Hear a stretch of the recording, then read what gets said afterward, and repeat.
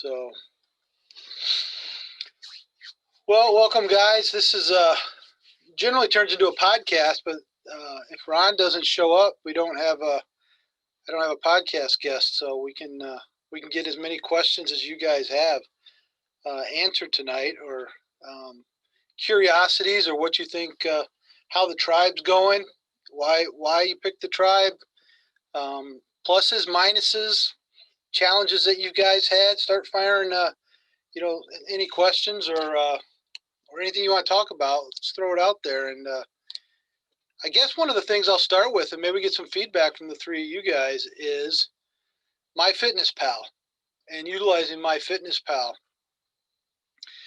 Do you guys find it to be cumbersome to be logging and looking at macros and understanding that data, or do you find it to be a really important a tool as part of your progress?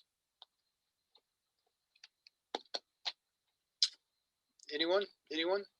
Yeah, look, I can talk about my experience with it. Sure. I think so far so good. I mean, it's when I get, I find it's easier to keep myself accountable if I'm tracking as I go during the day, as opposed to if I get a little off, or maybe I'm out and I eat somewhere and I forget to do it, then it tends to snowball and I just kind of write the day off. I find those days, I'm certainly putting in more calories those days. So the days where I'm, start right off the bat, as soon as I have lunch, and I usually skip breakfast, but as soon as I have lunch, if I start tracking it, the day tends to go pretty well. Do you find it to be helpful to track after every meal, or tracking, at the end of the day? Every meal, for sure. At the end of the day, I'll often on the end of the day, and you probably see it in reviewing, my logs. Sometimes at the end of the day, I end up just skipping it, really, because I can't remember what I had, or like the details of it, or there's less accountability, I think, too. You end up, I might end up snacking a little bit more if I know that I'm not tracking everything. So that's one of the areas I'm really trying to focus on, is hold myself more accountable. Sorry, a little sweat going there, but hold myself more accountable for my choices throughout the day. And I find that, and having to check in once a week with somebody else, being the main pieces. If it's Monday or so and I haven't been quite as diligent, I know the next several days, since I got a Thursday weigh-in, I know it's going to be, pushing hard to make sure that I'm accountable on Thursday. Is the check-in part for you guys intimidating? Not for me.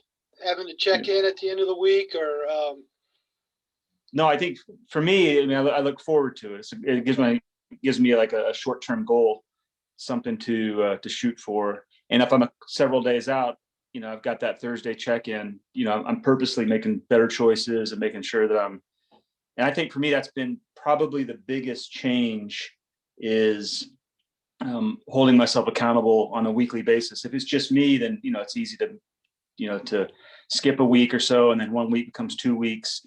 But if I know I'm going to be talking to you or to Tyson or someone about the results, then I feel like, there's a little added incentive. Do you guys find understanding the macros and the micronutrients helpful as far as those ratios that we put together, and understanding that, or does that kind of become white noise after a little while for you guys?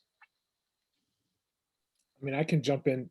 I don't know. Go ahead, Brian or Jeremy. I mean, it's everything for me, the macros, right? That's my whole goal just about each day, is to hit 180 protein, stay under 100 carbs, and fat around 50. So, and, calories, still around 1,500.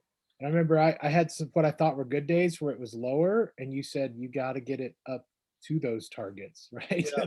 You don't want to get 40 carbs or 20 grams of fat and 1,200 calories. No, you got to hit those. And so it's a little bit of a challenge. And I log while I'm eating my lunch or whatever, right? Because eating a protein takes a long time to chew. So I actually do it just while I'm sitting there eating, if I'm doing that just on my phone. And it's pretty quick for me. And I just do it each meal. But it's motivating for me. I don't know, Brian or Jeremy, how y'all feel about if the macros are motivating for you. But those are like my mini targets for the day. How about you, Brian? So I can jump in because, yeah, that was kind of my question that I had today, not about the macros because I wasn't tracking macros.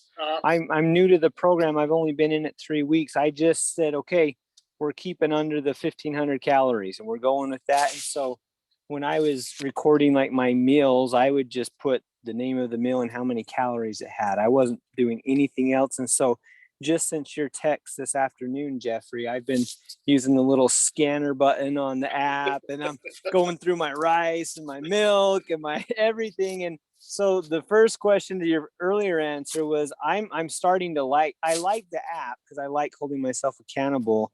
Just today I've learned about how to use it more efficiently. And so I haven't had it more than a few hours to do it. Sure. But I like how easily it shows those macros. And so I think I'm where Lyle, I like to hear that because just today I learned about macros and I saw what, like I today I actually did really good without knowing when I put the actual things in, when I look at the percentages, it's like right where it needs to be. But from what I had been doing today, felt like I didn't eat anything. Like I didn't eat any of my regular stuff when really it's telling me you probably should be doing more like today than what you have been doing. Just even though you're getting low calories, you're not getting my macros that I need. So work in progress.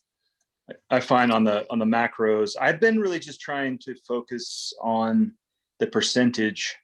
You know, if you go into that MyFitnessPal and you click on, I guess it's on the mobile app, it tells you sort of what you break down all your calories, what percentage you are for protein, carbohydrates, and fat. And for me, keeping carbohydrates low.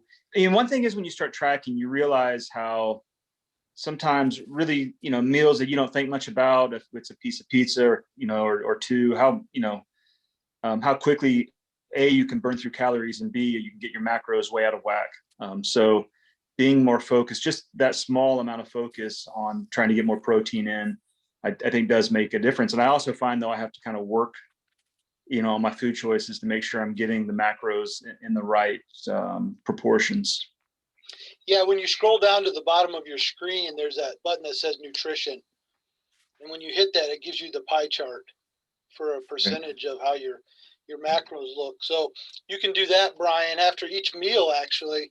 If you scroll down to the bottom of your MyFitnessPal screen, there's that button that says nutrition. And that will be a cumulative for the day. It'll change all day long based on the food intake that you have. And you can see where your percentages are as far as protein, fat, carbs. Now, sodium shows up as a micronutrient. You have to scroll to find that sodium, but it is a cumulative for the day as well. And the goal for that is right around 2,300.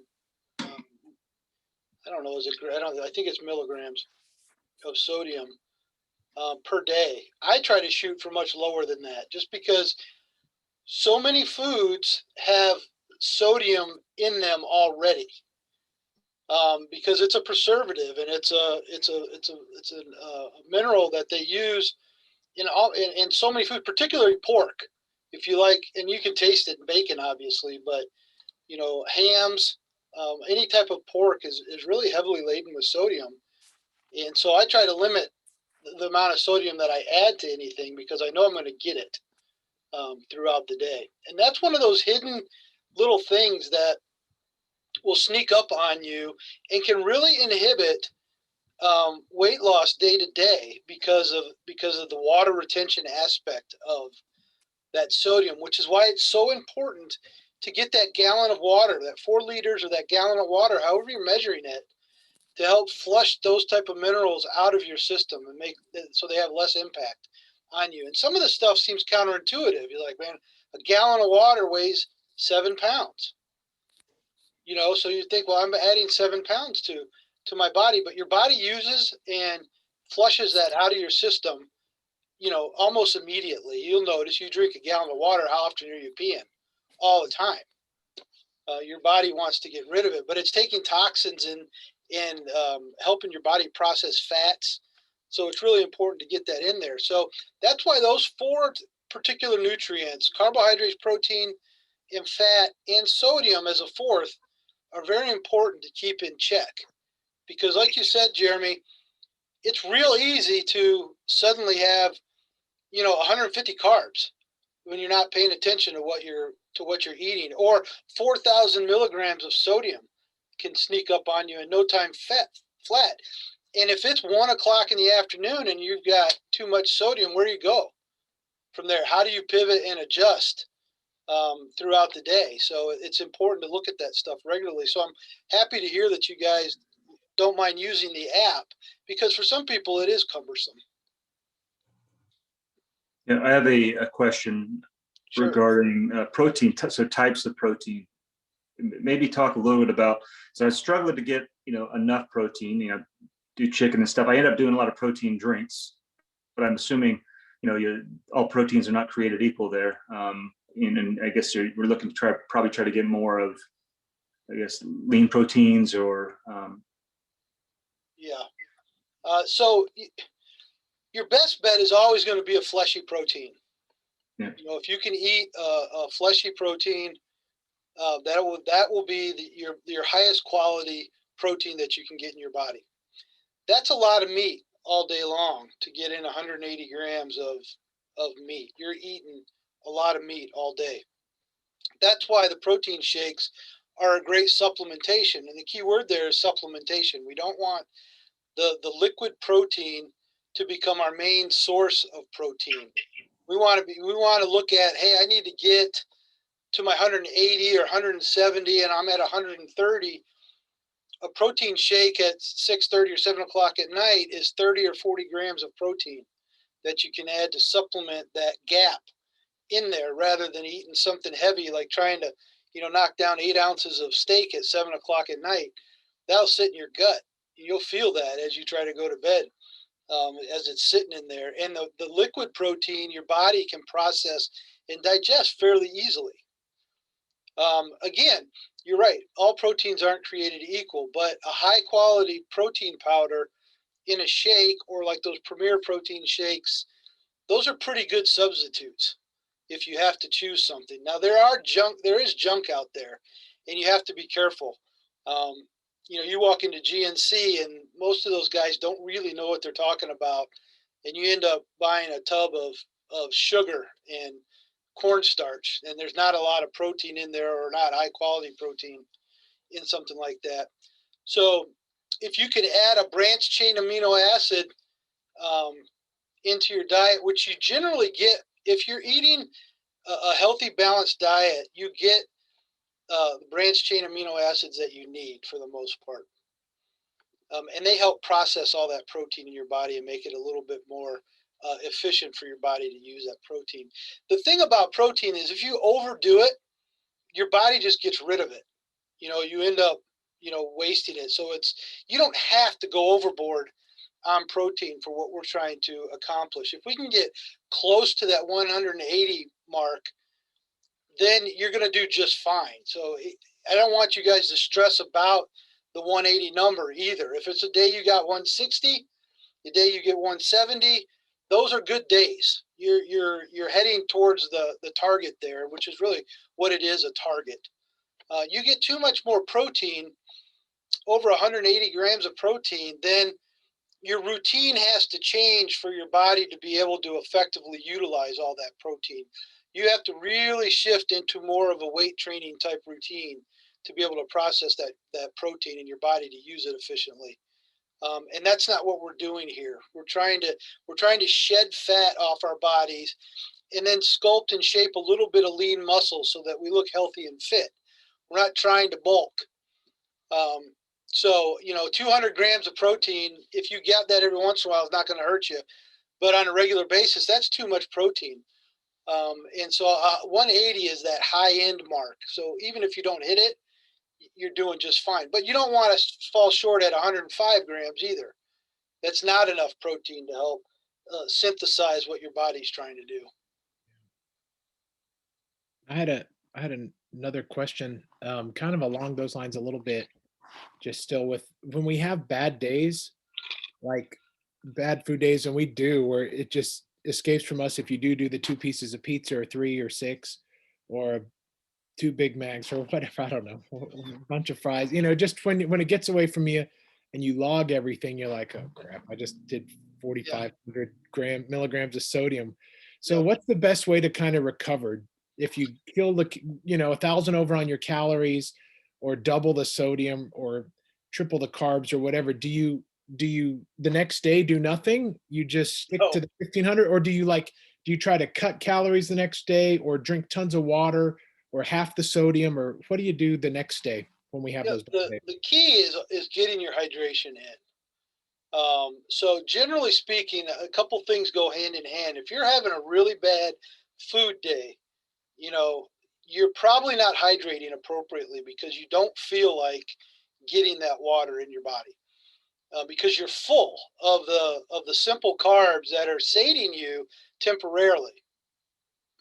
So the key is to make sure you're always hydrating. That's a big help in any type of misstep like that. The second thing is, don't worry about it too much, because we all have those days where, every once in a while I swing through Taco Bell and I grab a soft taco because I'm craving it. And I make sure that I hydrate, and I don't worry about that kind of stuff, because generally speaking, if we're hitting our nutrition 90% of the time, excuse me, that's the goal. So you're not going to be 100% all the time. And the program is designed to allow you to have a junk meal a couple times a week. You don't want to make a habit of a junk day, but a junk meal, and that will start to change for you. Those junk meals will evolve from, I'm going to go have my 2 Big Macs, this Wednesday as my junk meal, to maybe simply not worrying about your calories, but your choices are all solid, healthy foods instead of the Big Macs. You're just overeating on your calories on a particular day. And your body will start to recognize that, and you'll start to make those changes on your own, because at some point the Big Macs are going to start to taste gross to you, because you're eating enough healthy food and your body is processing healthy food. It does not want the junk food in it, and and sometimes it will violently try to get rid of the junk food that you put into your body. Yeah. It'll try to process it fast and get it out of you. And that's not always, convenient. So yeah, so what I'm hearing is the next day, if you have a really bad day, I mean like double the calories, and not just 500 calorie junk meal, but just a bad day where it gets away from you, big family party, whatever, and you just have at it, then other than just water the next day probably, and then don't worry about it. Just hit your 1,500 or whatever the next day. Stick to your calories, because the key is your body wants the routine of the calories that you're getting. It doesn't want a 5,000 calorie day and then a 1,000 calorie day and up and down. It wants to find its level. So you have a bad day, you chalk it up. That was a bad day. You might just to ease your guilt, throw in extra cardio, somewhere, and say, I ate that Big Mac, but it cost me 20 minutes on the treadmill, something like that. And that's a mental game that you learn to play with yourself. If you're gonna treat yourself to something like that, then there's a consequence to it. And just as the opposite, when you hit your goals and you hit, little benchmarks, rewarding yourself in the same way that you might give yourself a little mental punishment because I blew that day. And the reality is, as you learn to eat healthy regularly, the bad days like that will become of no consequence. Your body won't even respond to that stuff and do anything with it. You're not going to see a big spike in weight the next day because you had 2 Big Macs, because it's not the norm for you. It's when that stuff becomes normal and your body starts to store and process that junk. And that's why we're, when we start the program, that's why we're in the program, because we had those habits that created, this overabundance of calorie, overeating, and fat stores. So it's a mental process, and you can't beat yourself up, because this is a positive journey. That's helpful. I had a similar question kind of along with those macros, and as you guys are trying to keep your carbs low, keep it under 100, it seems like the more I try to keep it low, the more I realize everything has carbs in it. Even my blueberries that I put in with my spinach is like, dang it, that's jacking up my carbs. What is not a typical day, but what are some of the foods that you guys are finding that you can plug into your breakfasts and lunch, and that again are kind of normal foods but aren't gonna bump you way off of the carbs scale? I'm asking because that's kind of my next project is I've got to go reevaluate what I've been eating and saying, where can I cut some carbs? I already feel like the only thing I eat for breakfast is a smoothie. It's got protein shake in it, almond milk, spinach, and blueberries. So I can remove the blueberries, but that's probably not going to make a huge difference. So just curious, kind of what are some other things that you guys are eating to still keep those carbs low, but still actually eat? Yeah, I started. I actually started getting.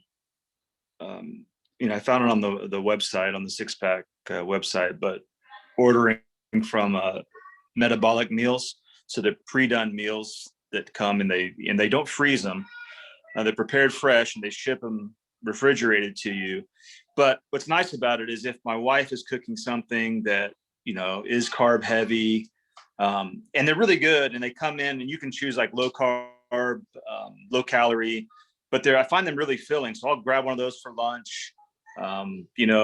If I don't like the dinner that's happening because they ordered out for pizza or something like that, I mean, I'll throw one of those. They have steak, and I mean, they're really good and really filling, and that's helped me not have to think as much about it, because I do find when the worst time for me is during the day. Obviously, but I am working from home, and I'm now going to be permanently working from home. The kitchen's like 12 steps away, walking in there and kind of snacking. So even sometimes for a snack, you might have a meal like that. It's 300 calories, 350 calories, but it might be, steak and green beans or something like that. Totally fills you up, keeps your calorie count low, keeps your protein high. And you can, as you go, you can order, it has the macros right on it. So you can order, with that in mind. And I find that to be really sort of a much easier way than when I had to sort of pick and choose out of the pantry. Yeah, like blueberries are a ton of carbs, right? But strawberries aren't. And so strawberries are a really good substitute. So are blackberries. Raspberries, I think, have more. So like, I'll have the organic Greek yogurt with a bunch of protein in it, right? And then because I add stuff too, strawberries, but I won't add like 4 ounces. And I'll have blueberries too. I'll have more in a salad because you only need like an ounce or two versus 3 or 4 ounces, to load up. So strawberries are good for me. Blackberries too. But the raspberries have a little bit more. You can still do them, but I do them on something where I'm not expecting a ton of them, right? I also got like at Costco, they have what's called the keto, which is low carb stuff, right? But what's called Keto Nut Granola Blueberry Cinnamon. So I'll add that to yogurt, and it is good. It's got, I do like 2 servings of it. It's like 350 calories, but it's good calories and a lot of protein. It's got my fat in there, and then just a few carbs. So I don't know. It's like I just want to eat what's tasty, what I love to eat. And so I'm starting to find stuff that I love to eat that doesn't have the carbs that it's nice. And I'm trying to stay, 70, 80, 90. I try to be right around 100, but I don't feel like I'm torturing myself to do it. Right. So Yeah. I don't know if that's Brian or what you're doing, Jeremy. Yeah. Yeah, I think, and what you end up finding is you find kind of your go-to meals, things that you like, and that's maybe a little bit of a drawback. It takes a little while to find those meals, but when you find things that are good, at least for me, I find I was eating a lot of the same stuff every day, same type of breakfast. This pre-pill the meals that come pre-prepared, I mean that allowed a little bit more variety in it, but I think once you find those kind of key things that you like, whether it's the yogurt and we have that Costco granola, keto granola stuff too. My wife got it, just saw it in the pantry the other day. It is really good. But you kind of just, you're going back to that over and over, and it makes it easy, especially with things like breakfast or lunch where, takes the decision process away if you already know what you're going to have. Yeah. You know, Brian, a good rule of thumb too, when you're thinking about carbs, is anything processed, you probably want to take off the list or minimize as much as possible. So if it's a whole food, of fruits, of vegetables, leafy greens, any green vegetable, I mean, those carbs do add up in your MyFitnessPal, but those are solid, healthy carbohydrates for your body. And you don't have to stress so much about those type of carbs. It's the cereals, the breads, the pastas, the rices. Those are the things that sneak up on you with those carbohydrates. Like with the blueberries, yeah, if you like cut the blueberries in half and then add strawberries, so you're having strawberries and blueberries. I don't know. I try to do that, right? And then add some blackberries, but keep the blueberries low so I know they're there and they taste great. But yeah, blueberries are the devil. So are grapes. I discovered that grapes are terrible for carbs. So I don't know. And grapes will spike your insulin pretty significantly too.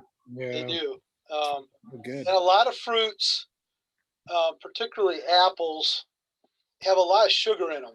You know, and so do dairy products. So if you're mixing your protein shakes with regular milk, there's a lot of natural sugars in milk, and all those little things can inhibit that.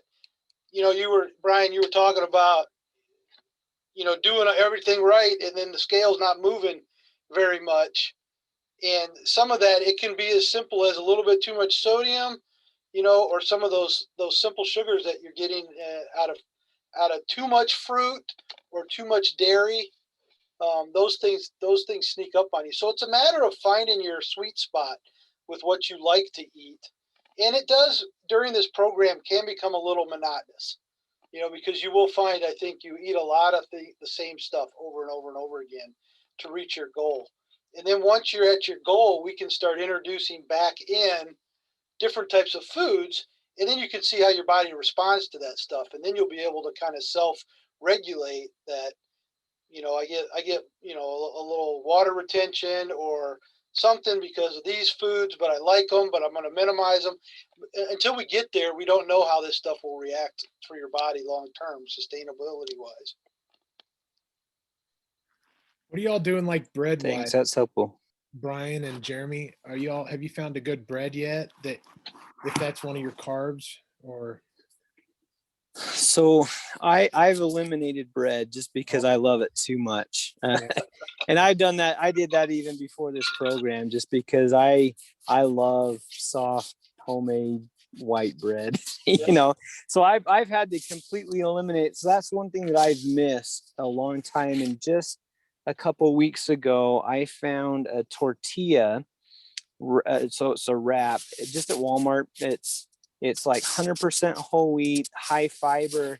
It has 14 grams, so that's 50 calories per tortilla. It has 14 grams of carb, but 11 grams of fiber. So your net carbs are 4 grams. And so that's the only bread source that I've been doing. And I'm trying to just limit it to one a day because they are so soft and good that, like, I'll put a little bit of peanut butter and honey on it and I'll want to eat 5 of them. They're that good. Yeah. But so, like, just in fact, I had my parents down this weekend. They just left yesterday, but I made them these like little turkey wraps that I've been making. So I've just been putting crushed up avocado and then sandwich meat, you know, turkey, ham, whatever we have, a little bit of cheese, and wrapping it up. And it's every bit as good as what I would crave with like a turkey sandwich for lunch on bread. And so that for me is going to become a staple. It already has just in a week. But other than that, I haven't really found a good bread substitute. Jeremy, have you found anything? Or are you doing bread? Any of the big heavy wheat? No, not really. I mean, I try to avoid it. You know, when I see it, I try to get out of the kitchen, you know, with my wife's baking bread or there's Italian bread for dinner. I just, you know, I try to avoid it because I'm the same way. I mean, before I know it, I'll put down half a loaf or something. Easy to do. Yeah, easy to do. So yeah, I'm not doing much, but I haven't really gone and looking for it either. Yeah. I got the Ezekiel 419 or something, the Bible bread that comes in the freezer, right? That has sprouted this and that, but I got the low sodium, it's no sodium. And so it's 15 carbs per slice. and it's really good. Lots of fiber, 4 or 5 grams, and it tastes. I mean, it doesn't taste like a lot. I mean, the sacrament bread tastes so good on Sunday. I have to take it. I hate to say that, but but like the other bread, but that bread, but it tastes great because it's like, wow, this is bread. Oh man. So with an omelet or something, I'll toast that up. Omelets are great because there's like hardly any carbs in omelets. No, And and you can load it up with protein. I'll put, 4 ounces of Greek yogurt on there. It feels Yeah. like sour cream, So but I'll give myself a piece of toast there. Plus my kids eat, if we're eating stuff, I can make French toast out of it. But that's the only one I've really found. Dave's famous bread's good too, but it's like 21 grams of carbs per slice, and it's hard to eat one. So, okay, that's good to know. Those tortillas, that's awesome. 11 grams of fiber. I am not getting any fiber hardly. Like yeah. 20 grams a day is all. So, Yeah, fiber is important. We forget about fiber in a lot of this. It's easy to focus on other things and forget that fiber is a nutrient as well. And it's really important to not forget that. And if I use psyllium husk, which is just a powder, fiber powder. It's what's in Metamucil, but it's just the unflavored powder. And I'll mix that in with, like a glass of orange juice in the morning real quick, a tiny like 6 or 8 ounce glass of orange juice, and swirl it up and chug it down. And that's my fiber for the day. Then I don't have to think about it. But you may find as we get a little extreme and lowering our carbs and adjusting fats and high protein that you need to add some fiber to your diet. Because it's pretty evident, at least, and that's how my body reacts. If I don't get fiber, I know it pretty quick, and I know how to adjust for that. Bread is a danger, and that's the one you hate to take away from everybody. But in the beginning, sometimes it's worth just a step away from bread and cheese, and get to your goal, and then figure out how you can be responsible with bread going forward. shredded cheese works for me. You hardly eat any of it, but it's really voluminous, right? And so I'll throw that on a salad. I got bacon crumbles. Those are Yeah. super good too, but it's just like a tablespoon, which is 20 calories and no carbs, and so cheese is nice because it's no carbs, bacon, but it's sodium, but it still tastes, you don't need a ton. I'll put the cheese and the bacon just on the top of the omelet, not inside. Inside's all veggies. Yeah. But it tricks my mind that it's a full bacon and cheese omelet. So I don't know. Well, and those are the things that you figure out how to do for yourself. How do you, so that you can get through, the rigors of learning this lifestyle and changing the way that you eat. Those little tricks are important. So Jeremy, protein wise, and Brian, like high protein stuff. I mean, I have the grilled chicken that's pre-cooked. That's awesome. It's like 40 grams of protein for 5 ounces or whatever. And then I have I get a 6 ounce can of tuna. It's Star-Kissed or whatever. That's like 48 grams of protein. And I'll eat all 6 ounces of it. It's got sodium, 300 milligrams or so of sodium, but that's good just in a salad. Eggs, I'll add a hard-boiled egg to a salad with a whole can of protein, and I've got 60 something grams of protein. I like to knock the protein out in the morning as much as I can, get up to 100 grams by lunch with 2 shakes for my workout. So I don't know where you guys are at, but if I pound the protein in the morning without a ton of carbs, then the rest of the day I can coast a little more. I don't know where you're at, Brian, with that, and Jeremy, but. I'm still kind of figuring out a good routine. So I appreciate you sharing that, because the way my work schedule is set up, I can eat breakfast usually around 10 o'clock. So I've already had my workout in the morning, and I've been at work for a couple hours, and then it's time to eat. So I'm pretty hungry. So I've been trying to stick with the protein shake, but then it's like, dang, I got to have some kind of a meal. And so I think I'm still trying to find that balance. I think one of the things that I've been contemplating is I need to eat a little more of a meal for breakfast with my shake, like an omelet or like an egg, so that I can have a little bit less, the chickens or a salad or something at lunch. It's been more of a timing thing for me. I haven't figured out how to work that into my schedule.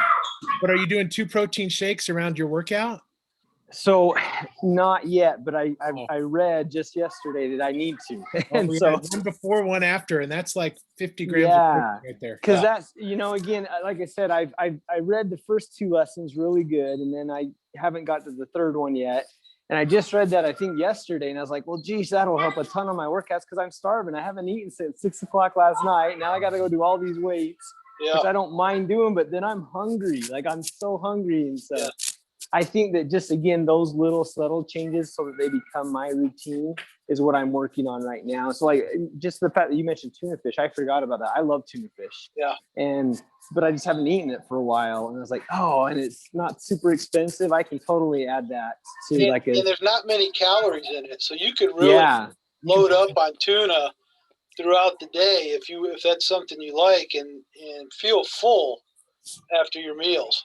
And you can mix Miracle Whip with the Greek yogurt, and Miracle Whip is so strong. You only need like a teaspoon or 2 or a tablespoon, and it's not a lot of calories. A little bit of sodium, no carbs really in that, but it's good. Miracle Whip mixed with Greek yogurt, and it just tricks you. And dry mustard or something. There's a little bit of sodium in that, but it's not bad. But it tastes like, you know, tons of tuna, and I'll throw a hard-boiled egg in there. I don't know. Yeah, it's good stuff. Yep. Now, sometimes if you eat the whole egg, there is some sodium that adds up in hard-boiled eggs. But if you take the yolk out and just go with the egg whites, those are you could pretty much eat all the egg whites you want all day long. Yeah. And get a good protein. The liquid egg whites that I use from Costco are the pasteurized ones, so I can mix them in my protein shake and drink them, or cook with them, and they're just. I mean, I'll use a whole 8-ounce container for an omelet of egg whites, and it just fills you up for a long time, and it's good, solid protein. I'm still eating eggs, the normal eggs. I can't. I'll go to egg whites eventually, but my sodium's been good. I haven't had big problems with sodium. If you cut the carbs out, and I don't know, a lot of the good protein doesn't have a ton of sodium either. So. No, it doesn't. And as you get through the program and deeper into the program, you'll recognize when something has a lot of sodium in it.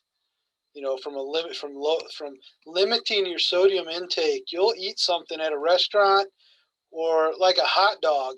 You know, if you ever sneak a hot dog in every once in a while, there is a ton of sodium in a hot dog, and it's almost like eating a salt lick. It is so overpowering sometimes, and it's interesting because your body starts to give you those cues, you know, and then you have to really decide, do I really want that? You know, is that going to be worth it? And your palate will change. So it's an entire journey, and I think you guys are doing fantastic at adapting to Tyson's way of building the sustainable lifestyle. Hey guys, I hate to run, but I've got to go. My son's playing his last little basketball game, so I have to mask up, and I won't be able to talk. So thank you though, you guys, so much. Have fun. Pound those protein shakes around your workout. Yeah. Awesome. Tomorrow morning, I'm down in 2 of them. So yeah, all right. After it fills you up, I'm telling you. All right. Awesome. Okay, thanks guys. See ya. Take care. Good. Well, we're coming right up on 45 minutes here, guys. So you guys have any last questions? Anything you want to chat about or throw out there before we call it a night? So nothing from me. I moved to 6 workouts per week. So and so I'm doing, the 3 sets, muscle groups, right? So Monday and Thursday, and then Tuesday and Friday, and Wednesday, Saturday, I do the same muscle sets. But I'm changing up the workout that I do. So I don't do the same chest workout on Mondays that I do on Thursdays. Is that? No, it's great. That's fine. Okay. Yeah, because it allows you to hit the same muscle groups, but from different angles. So you're stressing different parts of the same muscle groups. Okay. So it's really important. The only thing is, I mean, if you're doing arms, there's only so many arm exercises, you can do arm curls and tricep exercises that you could do. But the good thing is you can beat the heck out of those muscle groups, 3 times a week without wearing them out. I found these guys, Buff Dudes, Uh-huh. on YouTube. It's just called Buff Dudes Workouts. They have like 30 workouts with dumbbells just for your arms, and every different angle. There's the Scott press, Yes. deltoids. It's crazy, but they do them all. It's like today's shoulder day, so we're gonna do our 20 shoulder exercises. I just picked my favorite one, but yeah, that's crazy. I just have dumbbells mainly, and then a little bench press thing, but so I have to get real creative with the dumbbells, but they've been real helpful. So I there's a try ton to, a online. good rule of thumb is no more than 3 exercises per body part per workout. Otherwise, I'm in the gym too long. Yeah. And there was a time where I was, 3 hours in the gym that was what I did, when I was younger and in college and didn't have kids yet, but I don't have that time anymore. And so an hour, I cap it at an hour. When I hit an hour, I'm done doing anything. Yeah. That's it. If I didn't get to it, I didn't get to it, and I don't worry about it. And if I finish up weights sooner than I think, I fill that gap with cardio, Yeah. until I get to the hour. So I just do planks for a minute and I'm done. I'm like, all right. planks they're a gift. If you can do planks for more than 2 minutes, that's hard. I just do 3 sets of 1 minute and I'm done. I'm like, okay, I'm done working out. So Yep, that's right. when I gotta stop, I do planks. It's good for the core. Well, cool. Hey, Jeremy, good meeting you. Where do you live?